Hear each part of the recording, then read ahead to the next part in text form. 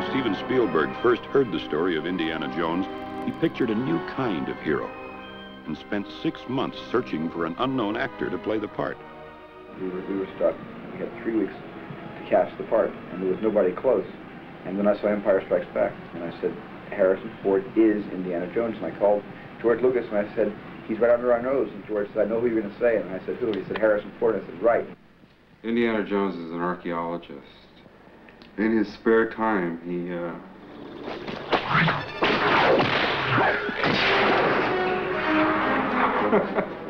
he's a grave robber. But it's an adventure that has found its own fantastic elements. About the adventures of a soldier of fortune, Indiana Jones, caught up in a spectacular supernatural treasure hunt.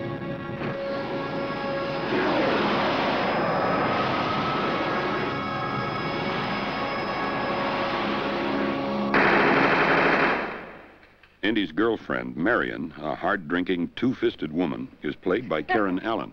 Gee, that's good. I like that. This soft-spoken New York stage actress impressed everyone. You were wonderful.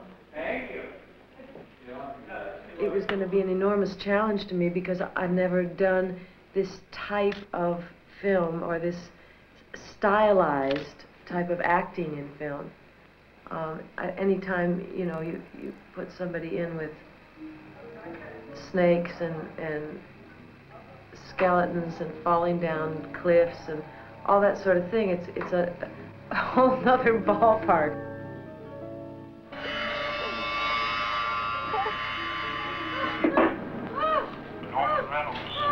Yes, Robert? Where are you? In the art department, surprisingly enough. The sets begin here.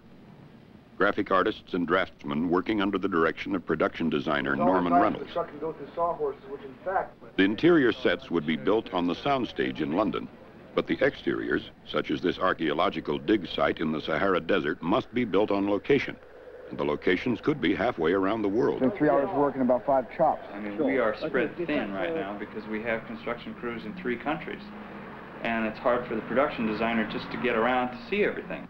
When we started on this movie, we presented with a script which took place in Peru, in the United States of America, in Nepal, in Shanghai, and in Egypt.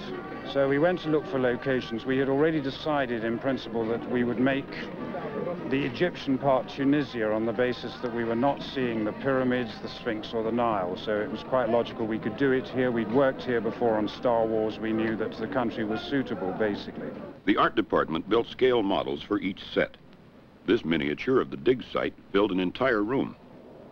Now I'm showing you the panorama photographic montage of the square taken in Tunisia and the model showing the same view, actually.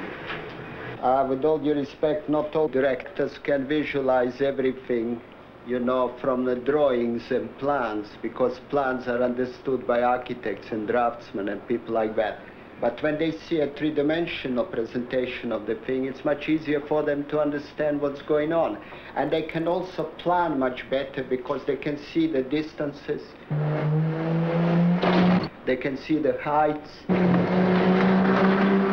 Kairouan, a Tunisian village, was chosen because it resembled Cairo in 1936. What's the roof right there? I mean, it is a flat roof. Yes. Can I get up there with the camera? Yeah. You built that, didn't you? Yes, we added that piece. Well, good. Right. So, I'm happy. In the tight-walled streets and ancient squares, Spielberg and Reynolds discuss logistics.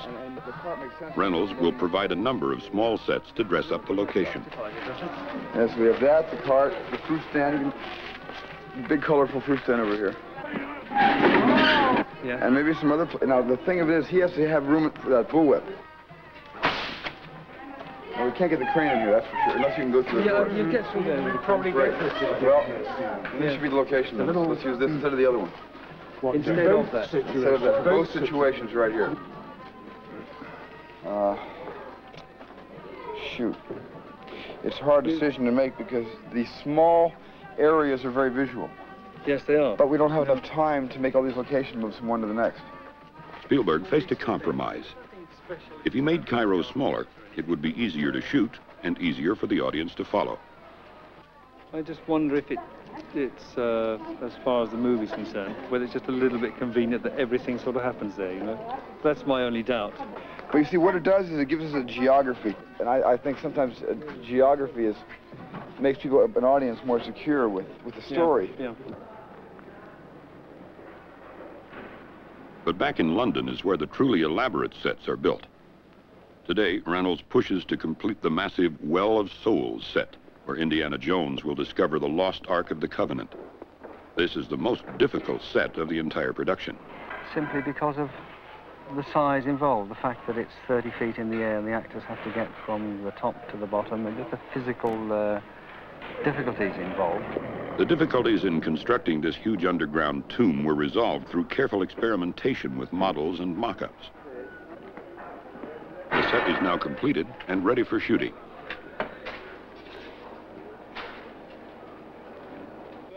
You know what I should do with you? Go through the whole storyboard.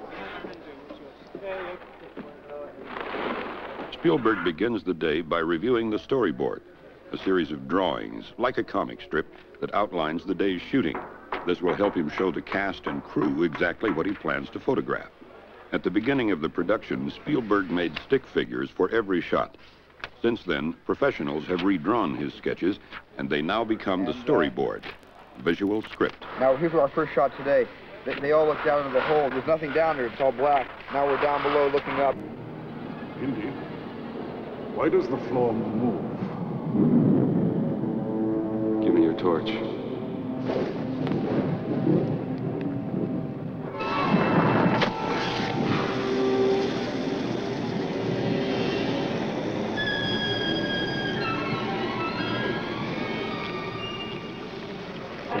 This is the bane of his existence, the snakes. And this will be a special shot where the camera will actually follow you into the hole and down below.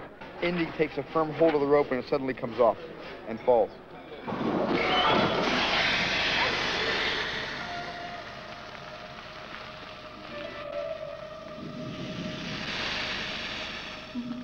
I told you it would be all right.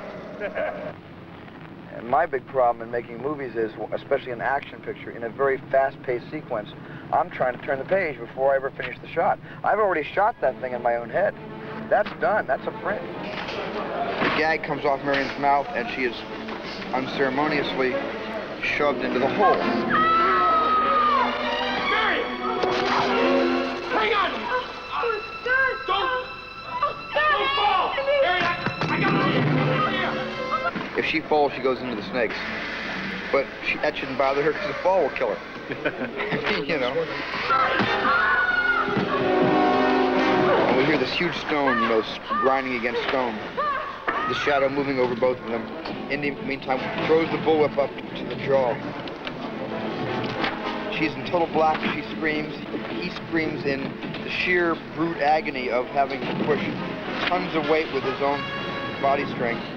The whole statue topples forward, right toward Marion. Indy riding it down the whole way.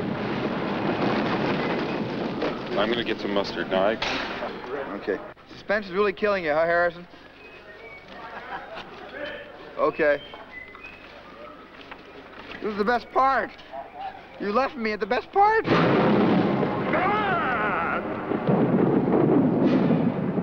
Sorry, Indy.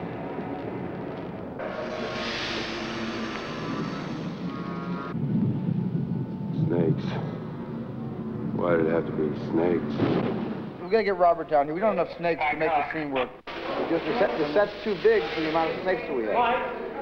And we hardly have enough small snakes for even an insert. Literally 2,000 snakes in the set are swallowed up so quickly. We have to get more snakes. We have to get more snakes. You know what we really need? We need about 7,000 snakes in addition to the 2,000 we have here to make it work. 7,000 more snakes, please. His assistants nod as though they'd been asked to find paper napkins. But 2 days later, the pet shops of London and Antwerp are bereft of reptiles. In the Well of Souls, boa constrictors, pythons, and cobras all do their slimy thing. I mean, there is a serum to protect against cobra bites? To get bit more, and you've got to get it in 2 minutes. In 2 minutes? Cobra bite paralyzes the nerve. I want one person whose job it is only To keep the pythons away from endangering the actors. This is a hopeless task. Mike. Thousands of them. Just get ready to shoot right away. I'm never going to be able to hit my mark. Where do I put the figures out of the Let's reconsider this whole thing. Harrison is in his big boots and his gloves and his pants and his leather clothes and stuff, and I had this little sort of thing and naked arms and nothing on my legs and bare feet, and so I just couldn't stand them on my feet.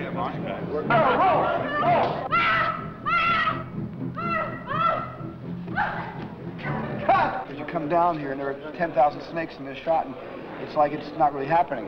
It's so stunning. It's yes, Right, exactly. Okay. Right. Fredo, you get your hands off of me!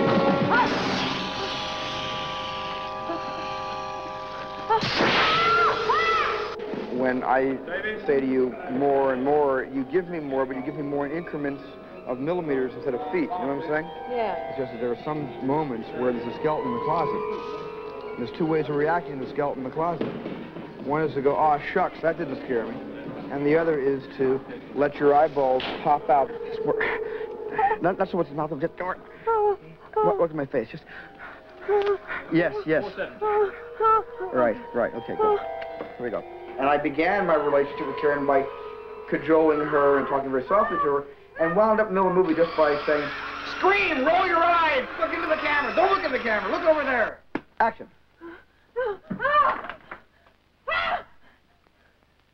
Cut, beautiful, Karen.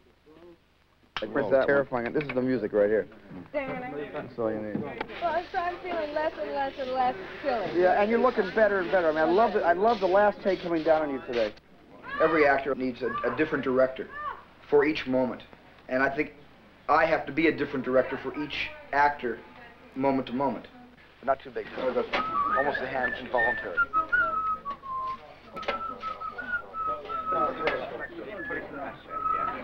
That's almost got to loud it out. Yeah.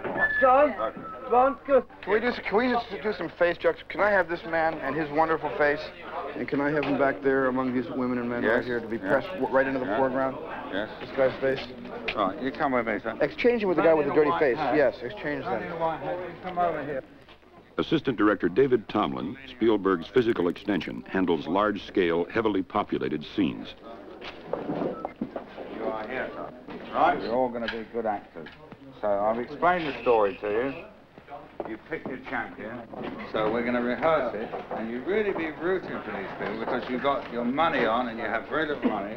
It's very important that you win. So you must be very serious about it. Okay? Yeah. Also, David, tell him this drinking contest, she owns the bar. She's the owner of the bar. Yeah. And this drinking contest happens every Friday night. It's like bingo. Everybody comes to watch her put somebody under the table or be put under the table. So, so you save your money all week to either lose it or win it on these people. All right, so don't be inhibited. Really get into it and shout and do anything you want, okay?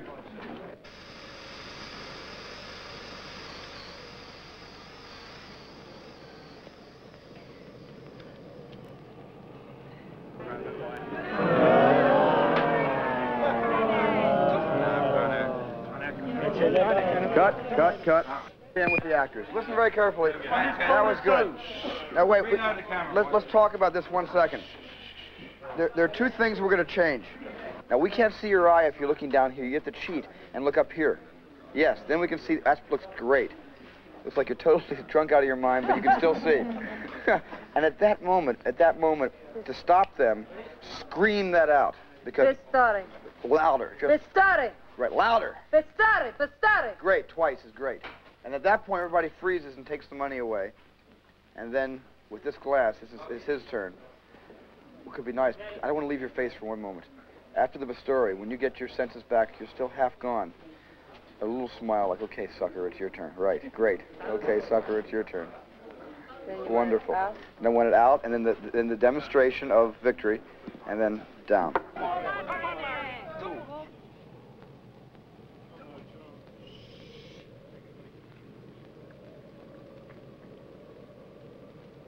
I don't want to leave your face for one moment.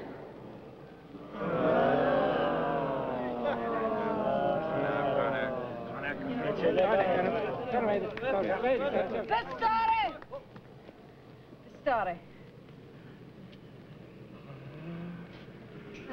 a demonstration of victory. Oh, yeah. Terrific. You're not done yet, baby. Don't. Karen, you loved it. That was good? Oh, God. I'm so glad. Come on.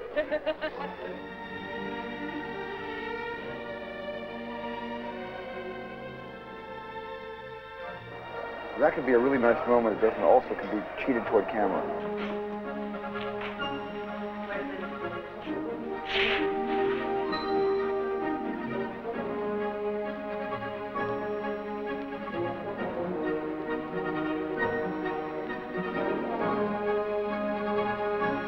I mean, then you get down into the layers of all the technical things having to be working all at once. So it wasn't just the acting, it was being aware of what the camera was doing and being in the right light and the right place at the right moment and not getting in each other's way and all of those sort of things. I mean, it was fascinating. I need one of the pieces your father collected, a bronze piece about this size, the hole in it off center with a crystal in it. You know which one I mean? Yeah. I know it.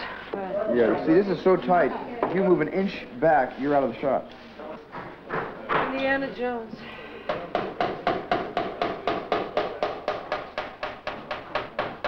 Walking back through that.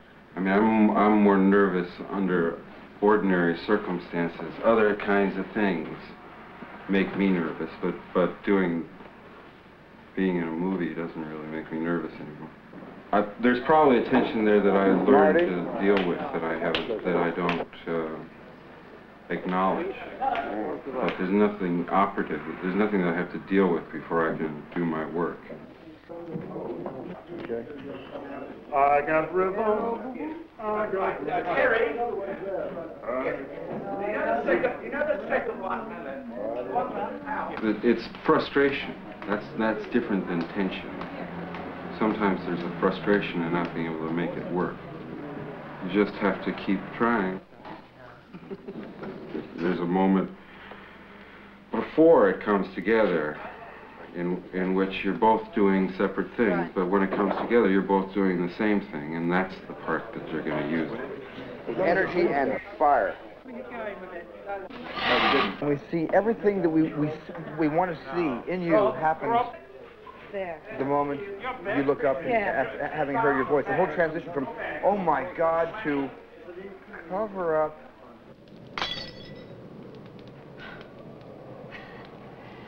Indiana Jones.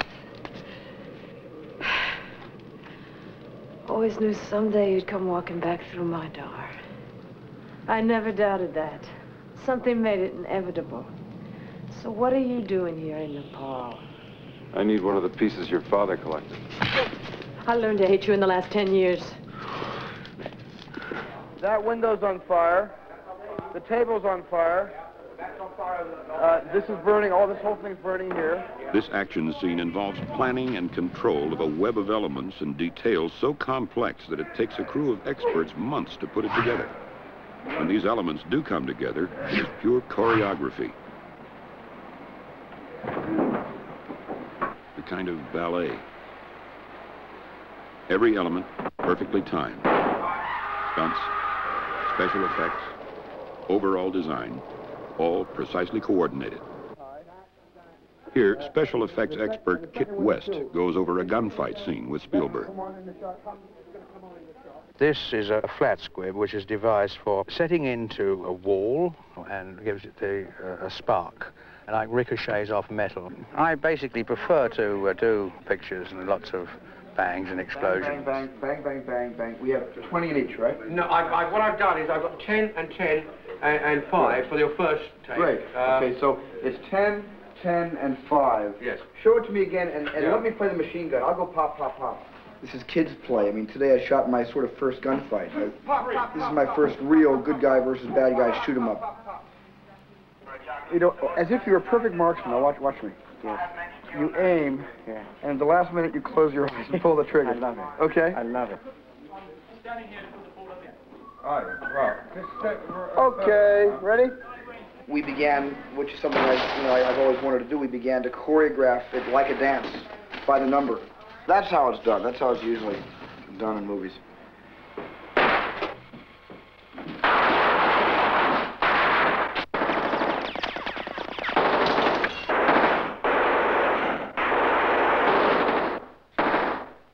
Cut. Lovely. Hit the rubber bag, we're back where we started from. But also we use these whips for the business of blood hits when somebody is shot and the blood comes out. We have a special plate which we set these into. That's good right there. That's pretty good.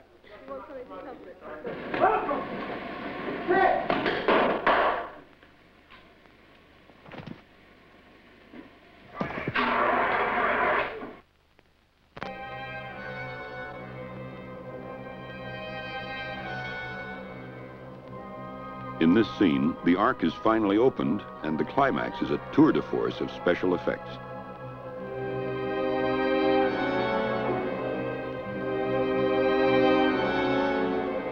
And they bring the Ark to the top of this naturally made box canyon.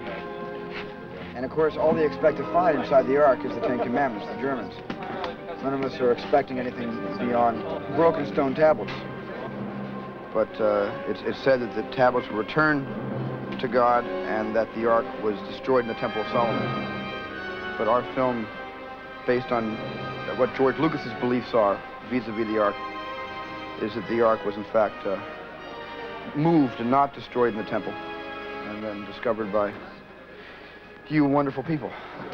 It was always that when they opened the Ark, an event took place.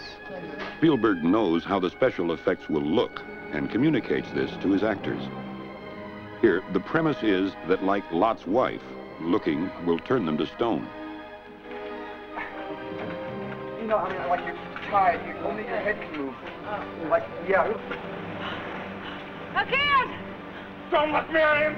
I have to look! Keep your eyes shut, Miriam! Don't open them! Indy, I have to look! Though actors must take directions with deadly seriousness, it is not always possible. All right, look! The problem with a movie like this, when you don't really know what the effects are going to be until you get into post-production, it's very hard to direct somebody and say, look frightened or look overjoyed or look with awe at something that will not be in for 4 months. Your apparition will come to get you. You'll go around you this way, so you'll turn. When I say, John, you'll turn this way. Follow me all the way around. You'll turn. You'll keep going around with your hands up. Try to keep this thing away from you. Just try to keep it away from you, like flies, like bees, you know. Exactly, and sort of rotate like that as it sort of spins around you. Let one of the hands like kick up, like it's good, great. I know it feels stupid, but it looks great on film, you know. And then suddenly, you look down like, what the hell is that noise coming from there? And a kind of death mist, which is a mist that sort of crawls along the steps leading down from the tabernacle and surrounds everybody. And from that mist arises apparitions. Apparitions from the mind of the director. Group B, stop! Group A, stop! Wind machine. Come back up again. Group B, stop! The apparitions begin as amorphous clay, then are shaped for animation on film.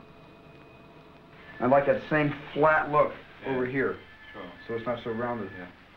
Because he's really good. He's sort of a cross between a kabuki dancer and a girl I once lived with.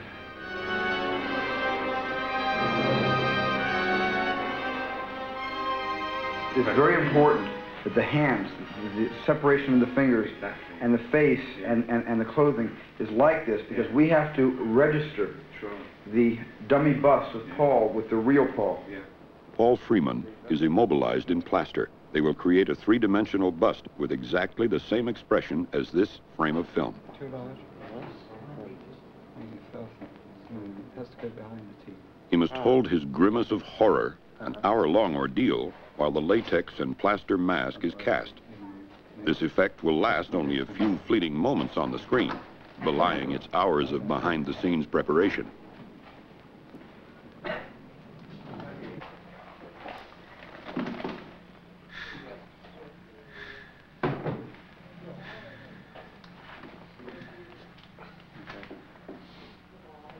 The result is a likeness that will be duplicated and photographed for the final effect.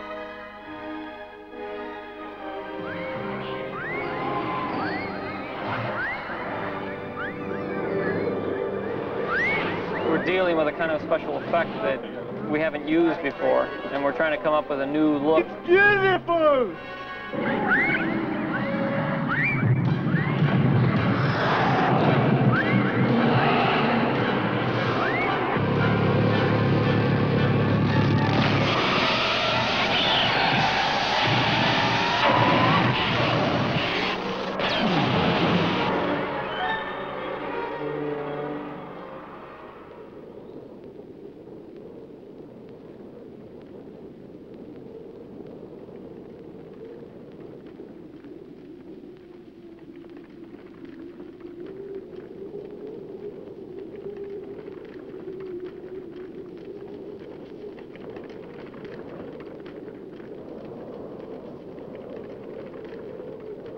Heat. Cast and crew are accustomed to working in the hothouse environment of a studio. But nothing has, nothing could prepare this crew for the Sahara. Under the Tunisian sun, it was 130 degrees. In the shade, 120. The sun withers Tunisians and foreigners alike. On this remote and barren patch of desert, over 200 kilometers from Tunis and 60 kilometers from the nearest permanent settlement of any size, with 600 extras and a crew of 80, water consumption was prodigious, an average of 5,000 gallons each day. Water is a precious commodity in this part of the world, and water lines are a way of life in the desert.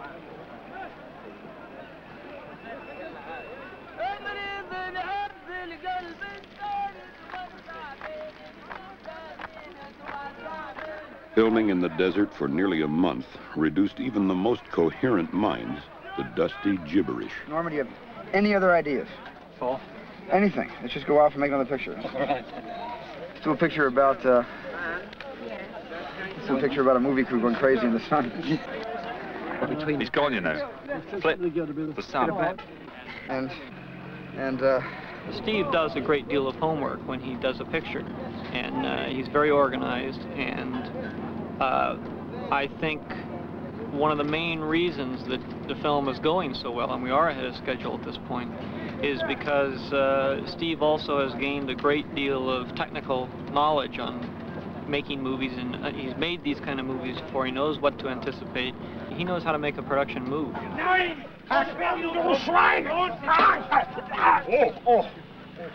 Was soll mit Essen? Wir wollen nicht essen. Nein, wirklich. Wir haben gerade gegessen. Danke. Verstehen Sie mich? Du warst nicht essen wollen? terrific. Excellent. Excellent. Really good. Work wonderful. Just beautiful. Yes. Special effects burned tires to create a hazy background. Too many tires, too much smoke. The scene was too dark. You mean all this action was too dark right here? Very dark through camera. What? Very dark through camera. Well, push it one stop. We will. I mean, we'll see the water. We'll see the food fly. We'll see all that. Well, the problem is, if I reshoot this, I'm behind a half a day because we have to let them go and rest and everything else. So I would say we have to move on. Let's let the liberty. Let's go. That's Hollywood. Next shot. Great guys. You're good actors. You know whether the shot doesn't work when you're shooting it, and most people lie to themselves like me. I just sit there lying to myself. I say, well, it'll look better in dailies, it'll work. And I think so many of us walk away lying to ourselves. And of course, the more we lie to ourselves, the more money we save, because it means not having to go back and do 7 or 8 more takes to get it right. Okay, start the dolly track here. That's good, because you got nice right here. Nice bit of something here. Right, watch this. Start right here and go straight across, perfectly paralleling this. Yeah. Now, do we have any curved track? Yes. Okay, we'll curve off here. There's a moment in every film, many moments, maybe several hundred moments, where you think you've got the biggest hit of the century. And other moments where you think you're going to walk away embarrassed from this and never be able to live it down. And those feelings sometimes occur within an hour of each other, or within a day, or sometimes they just are pulling you and pushing you during the editing process. You know, a success breeds 1,000 parents, you know, and a failure is an orphan. The important thing about making movies is to stay friends. George and I have been friends a lot longer than we've been working together. George and I have only been working together now essentially for a year. We've been friends for 11. You know, this is a movie that I'm making for George from his idea. It's of his being. Yeah, man, thank you. Yeah, like that. We'll be going like this. We'll be moving like this. Yeah, that's great.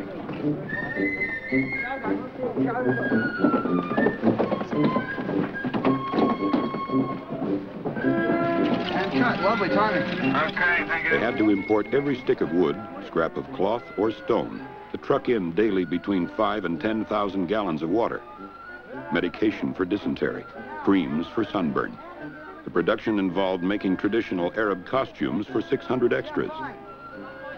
Okay, great. Here we go.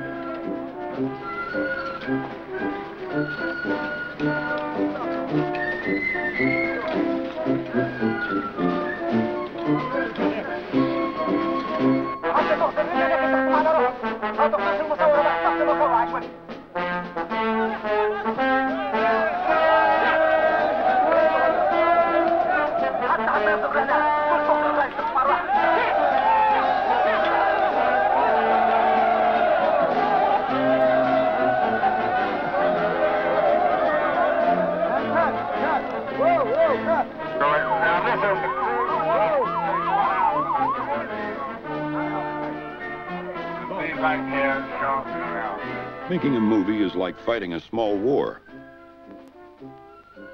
The deaths and accidents are, however, more of the spirit than the flesh.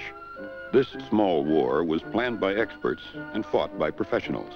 Vision and execution come together in a rare and remarkable collaboration. And we pan and dolly around with Indy as he's heading presumably back to the surveyor truck.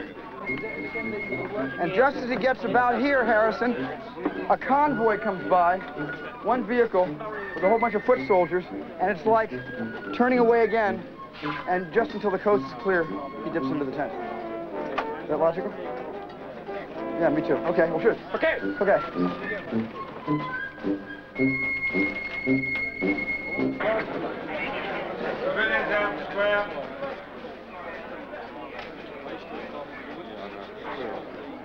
Shooting in a town presents a different set of obstacles. It's a case of having to persuade people to close their shops for the day, which is a very difficult thing to do. The ideal location is the location where you have adequate parking facilities for all your equipment within easy access of every location, which is not the case here. It's very difficult with narrow streets, where you have no problem at all with the local population, where it's completely quiet. This one doesn't have those things, but of course it has the backgrounds that we need. So our first shot is going to be following our principals up and reviewing the kid with the monkey. And so we'll eventually be on dolly track, ending in this direction with the whole house and the city in the background. The problem with the TV antennas is one that you get everywhere in the world now when you're shooting a period film. This movie is in 1936, and the town of Kairouan is covered in aerials. And so that was a major logistical problem, to get all those aerials removed. I mean, logistics, they're myriad. There are so many facets to logistics in operating in a foreign country.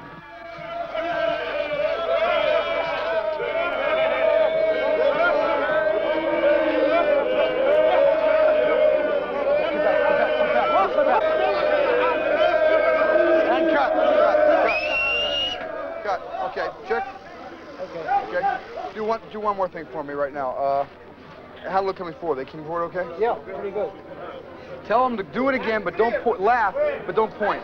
Okay. Laugh, but don't point. Shooting in a town like Kairouan, to be honest, you don't know until the day you start what it's going to be like. I was pleasantly surprised because we closed off the main street.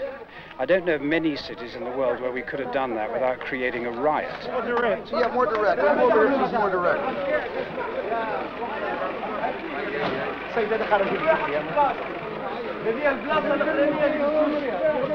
That's their finished position. Having got it organised, everyone has a function. All the background then looks logical. So watch out for their toes, use their brains, and react as they would in a normal situation. If you have English-speaking people, you can do it very quickly. If you have to go through an interpreter, it takes a bit longer, and then again you have to live through that. And still try and keep a good atmosphere on the floor and stop people from cracking under strain. With this crew, a terrific crew, camera crew, extremely good, best temperament that I've ever come across. Take a lot of aggravation without breaking, which is good. I hate to admit it, actually, but Chick's been with me for over 30 years. And Robin has been for well over 20 now. It's an incredibly long time, but it's a marvelous relationship. I couldn't live on the floor without them. You know, he rides that camera like a cowboy that does a steer. Say when, Dougie. Okay, we're doing this if you like. It's like a snapshot. All right, right, stand by. We're going to shoot now. Please get ready. Action! It's you, it's your family, it's your friends. We put it all together, like a string of pearls.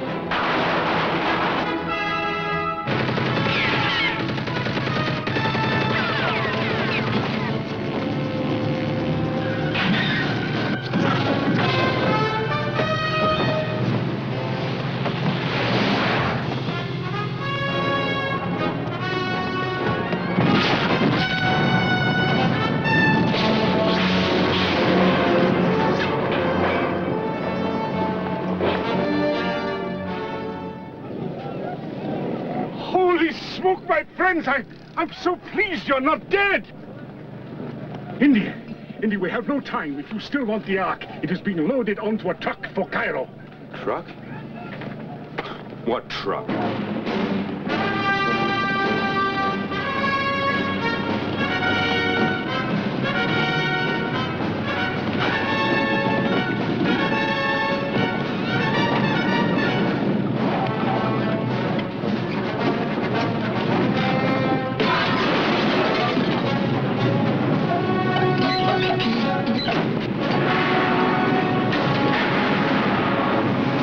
Exactly what you had. This is all in. The storyline includes a chase in the grand tradition. Because this sequence promised to be a monumental task in itself, Spielberg created a second unit directed by Mickey Moore.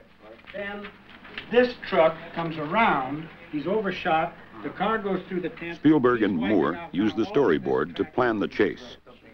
Moore's footage must fit stylistically into the whole. Anytime we cut to a static shot during the chase, there's nothing worse than having a static shot because we're so used to the movement. We're moving with the trucks, moving with the cars, whether they're mount shots or car to car. If we have a wind machine or anything blowing some dust in, it'll give some movement to the scene. I'm going to write right here, Glenn said it's going to be spectacular. How do you spell spectacular? Spectacular. Stunt coordinator Glenn Randall designs, rehearses, and supervises the stunts. He takes responsibility, balancing acceptable risk against effect. Tell him don't worry about me. You make sure that he's looking to get, because...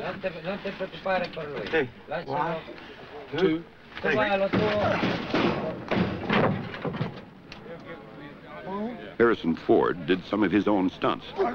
This was both unusual and risky, for if Ford was injured, the production would be shut down. Harrison is great to work with. We had to teach him to do things that he had not done before, some things that really hadn't been done in films of recent years. It was quite an experience. I have used a whip before, but this is the first time I've ever had to teach an actor to use it. They can be quite lethal. You could beat yourself half to death with it before you learn how to manage it. And Harrison stuck with it, and he learned it quite well. So we incorporated it in several of the fights. It's all the ingredients put together. It's a good camera mount, it's checking the camera, it's timing the truck right. The challenge of doing it, it's a unique area that not too many people are involved in. You take all the film stuntmen in the world and all the number of films and television shows that are done, there's a very few number of people that are involved with the actual action sequences. So it places yourself in kind of a unique category, and of course the money's good. So when we get to the top of the hill, we'll hold your speed and Terry will dress on you. I'll jockey the camera car one way or the other to get the lenses in the position they should be in. All right, boys, let me know. We can move. Stand by. Right, shooting. Okay, Terry, stand by. All right, let's move the camera car out. Stand by, lo giriamo. They know the moves, but at 25 miles an hour on a dirt road, they don't always make it. Whoa, whoa, whoa, whoa. Hold it, Terry.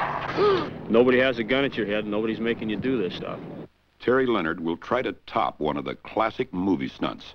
It's similar to a stunt that Yakima Canutt did back 42 years ago with a stagecoach, but we're doing it now with the truck. I did the thing 4 months ago on a movie called The Lone Ranger with the stagecoach and 6 horses, and it didn't come out as successful as we'd like. The coach ran over both my legs, and I thought I was going to be out of business for quite a while, but luckily it didn't break them, but I just cut a lot of tendons and muscles that they sewed back together, and I healed pretty quick, so I got back in business right away. He slips and goes underneath of it, and is passed through under the truck, and then catches himself and comes up in the back end. And there wasn't a lot of clearance. So it was kind of a tricky situation. We're making a sort of a ditch for his body to lay in, which he still only has about 2 inches of clearance when he goes underneath. You had to be right on the money, the proper speed. If you bounced off of the ditch or something, you've got a man underneath the truck whose life depends on staying on course. You're conscious of somebody being under there, but you can't think about anything other than the fact that you've got to stay right on line. Plus, if you run over somebody, you know, there's no excuse in the world that's going to take that away from your own mind. Because your life at various times, and I'm not trying to make it sound like every time you go out, you're staring the Grim Reaper in the face. That's wrong. But 10, 12, 15 times through the course of a year, you are hanging it out and letting it happen. And most of the time, you're involved with other people that you trust and respect and have confidence in. And that really is a test of friendship, because they're there when you need them.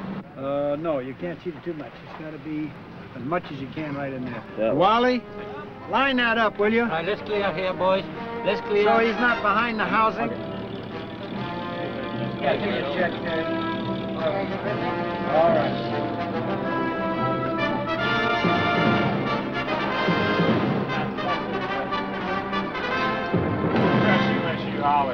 All right, stand by. This is picture. Right. Okay, turn it on and go, Romo.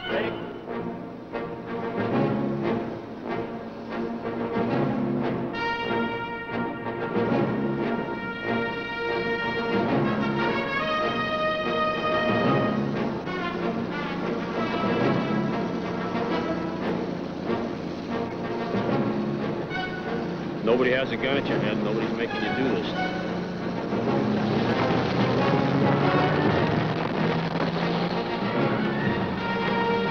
Start moving forward.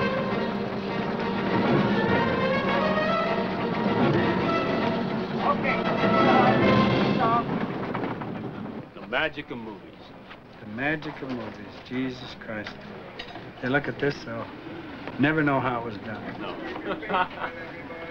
The stunt work to me is memories, friends, and 8x10s. Memories, friends, 8x10s. A long shot gamble in a losing game. Flat out race just to pull up plane. No second chance when it's never the same. Memories, friends, and 8x10s. Day is done and I'm ready to blow. Plenty of money, but nowhere to go. If you live like this, you got nothing to show but memories, friends. 8x10. Memories of battles won. I know we lost a few.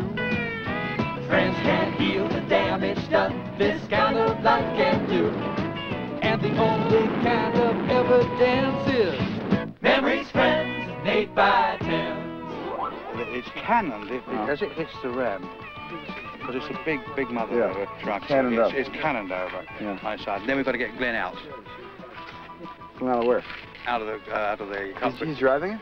Oh yeah, he's driving it. He drives it for the he drives it for the flip. The most dangerous stunt is saved for the end of the shoot. Extra padding in case this throws me into it. In case of fire, it's the safest way. Okay, boys, it's all yours. I'm going to get out and let you do your thing. We take what we call calculated risk. This is a calculated risk. And we used what we call a cannon to blow the truck over. But I've never blown a 5-ton truck over, and I don't know anybody else has. So we really weren't sure what it was going to do. And then with an explosion, it goes boom, and blows them up in the air like that. Safety harness is fastened to the roll cage. So wherever the roll cage go, Glenn will have to go. Just before we get ready to shoot, and you're in your costume, you're in your stunning equipment, and you're buckled down, you're ready to go. And you're pumped up, your adrenaline's going, and you're ready. You're ready mentally, you're ready physically, and somebody says, wait a minute, this isn't right, the light's not right, the cloud just came over. That kind of waiting is the most aggravating. That's a classic situation of pressure. That was our last day of shooting. Everybody's ready to go home. It was the last shot of the day. That's why you get paid the big money, because of that kind of pressure. Yeah, all he's got to do now is to get up into there and just join them onto the cannon. Is he ready? Ready. How ready? Roll the camera. All right, turn over.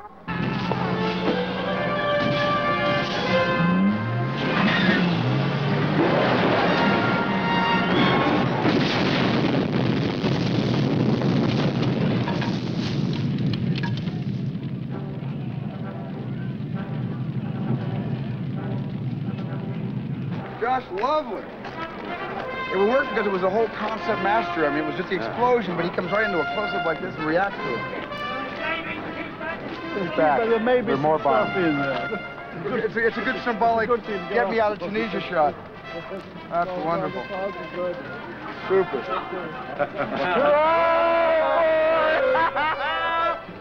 That's it. Whoa! Woo! No, it's a wrap! As we come to the end of it, I mean, I feel both relief that we've got through and also sadness that it's over, because every movie you work on is an experience, it's a bubble in your life, it's a time capsule, and it's never ever going to come together the same way ever again. So it's an experience which is coming to an end, and I think there are few of us that don't feel a form of sadness at the end, as well as the relief that it is over.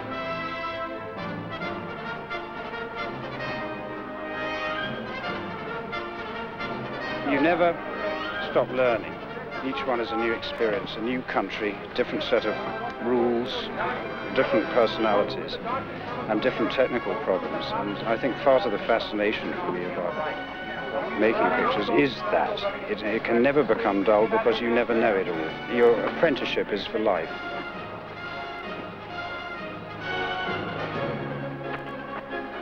Back here two next.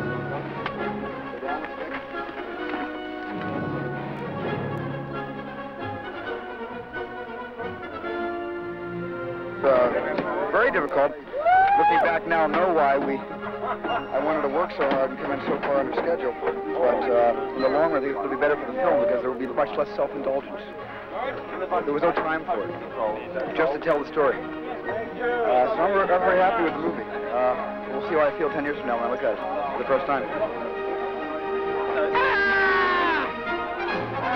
Jesus. I feel just like we won either the World Series or the Super Bowl.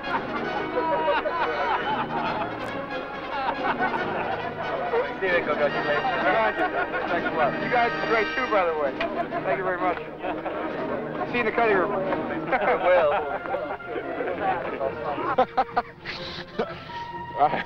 I feel fine. I feel great. I'm very happy with what we did, and I'm glad it's over. It's the toughest job I ever had.